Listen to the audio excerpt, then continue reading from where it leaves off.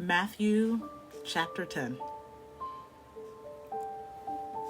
Jesus called his 12 disciples to him and gave them authority to cast out evil spirits and to heal every kind of disease and illness. Here are the names of the 12 disciples. First, Simon, also called Peter. Then Andrew, Peter's brother. James, son of Zebedee. John, James' brother.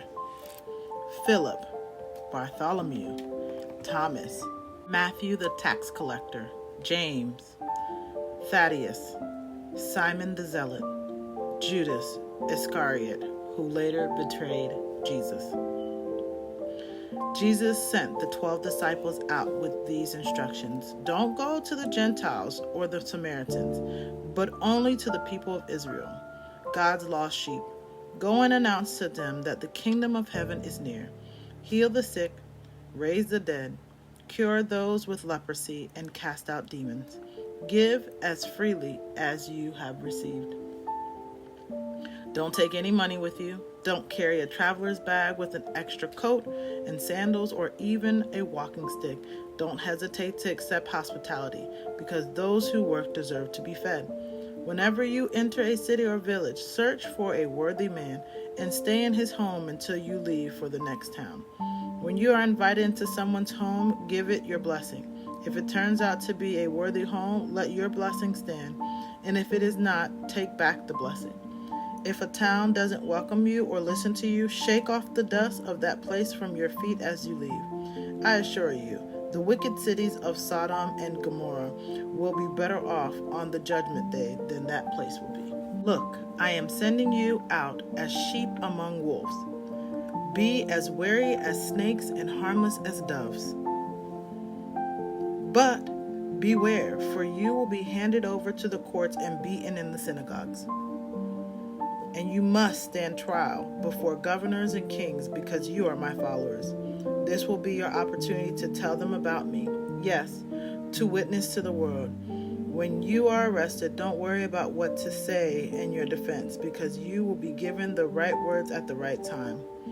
For it won't be you doing the talking. It will be the Spirit of your Father speaking through you. Brother will betray brother to death. Fathers will betray their own children, and children will rise against their parents and cause them to be killed. And everyone will hate you because of your allegiance to me. But those who endure to the end will be saved. When you are persecuted in one town, flee to the next. I assure you that I, the Son of Man, will return before you have reached all the towns of Israel. A student is not greater than the teacher. A servant is not greater than the master. The student shares the teacher's fate. The servant shares the master's fate. And since I, the master of the household, have been called the prince of demons, how much more will it happen to you, the members of the household? But don't be afraid of those who threaten you, for the time is coming where everything will be revealed. All that is secret will be made public. What I tell you now in the darkness, shout abroad when daybreak comes. What I whisper in your ears, shout from the housetops for all to hear. Don't be afraid of those who want to kill you.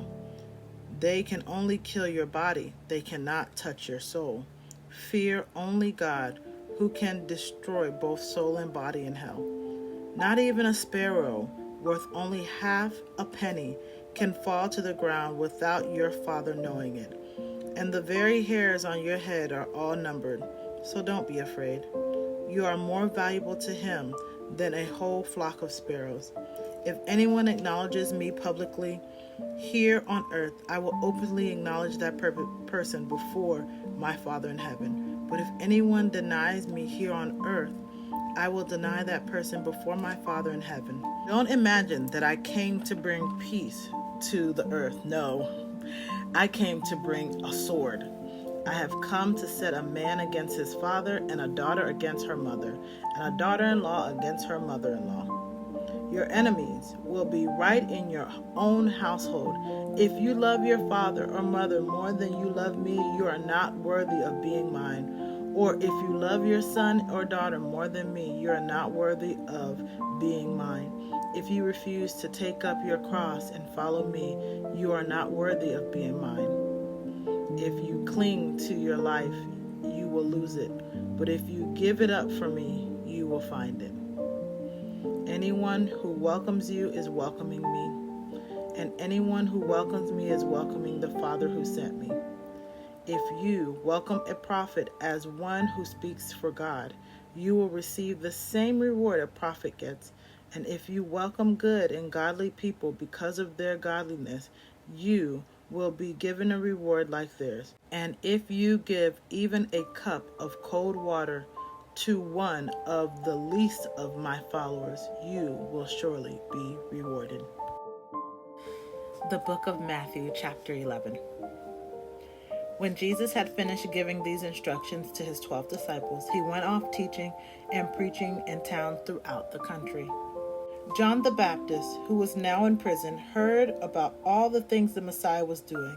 So he sent his disciples to ask Jesus, "Are you really the Messiah we've been waiting for, or should we keep looking for someone else?" Jesus told them, "Go back to John and tell him about what you have heard and seen. The blind see, the lame walk, the lepers are cured, the deaf hear, the dead are raised to life, and the good news is being preached to the poor. And tell him, God blesses those who are not offended by me." When John's disciples had gone, Jesus began talking about him to the crowds. "Who is this man in the wilderness that you went out to see? Did you find him weak as a reed, moved by every breath of wind? Or were you expecting to see a man dressed in expensive clothes? Those who dress like that lives in palaces, not out in the wilderness. Were you looking for a prophet? Yes, he is more than a prophet. John is the man to whom the scriptures refer when they say, 'Look, I am sending my messenger before you, and he will prepare your way before you.' I assure you, of all who have ever lived, none is greater than John the Baptist. Yet even the most insignificant person in the kingdom of heaven is greater than he is. And from the time John the Baptist began preaching and baptizing until now, the kingdom of heaven has been forcefully advancing, and violent people attack it. For before John came, all the teachings of the scriptures looked forward to this present time. And if you are willing to accept what I say, he is Elijah, the one the prophets said would come. Anyone who is willing to hear should listen and understand. How shall I describe this generation? These people are like a group of children playing a game in the public square. They complain to their friends, "We played wedding songs and you weren't happy. So we played funeral songs, but you weren't sad. For John the Baptist didn't drink wine, and he often fasted, and you said he's demon-possessed. And I, the Son of Man, feast and drink, and you say he's a glutton and drunkard, and a friend of the worst sort of sinners. But wisdom is shown to be right by what results from it." Then Jesus began to denounce the cities where he had done most of his miracles, because they hadn't turned from their sins and turned to God. "What horrors await you, Chorazin and Bethsaida? For if the miracles I did in you had been done in wicked Tyre and Sidon, their people would have sat in deep repentance long ago, clothed in sackcloth and throwing ashes on their heads to show their remorse. I assure you, Tyre and Sidon will be better off on the judgment day than you. And you, people of Capernaum, will you be exalted to heaven? No, you will be brought down to the place of the dead. For if the miracle I did for you had been done in Sodom, it would still be here today. I assure you, Sodom will be better off on the judgment day than you." Then Jesus prayed this prayer: "Our Father, Lord of heaven and earth, thank you for hiding the truth from those who think themselves so wise and clever, and for revealing it to the childlike. Yes, Father, it pleased you to do it this way. My Father has given me authority over everything. No one really knows the Son except the Father, and no one really knows the Father except the Son, and those to whom the Son chooses to reveal him."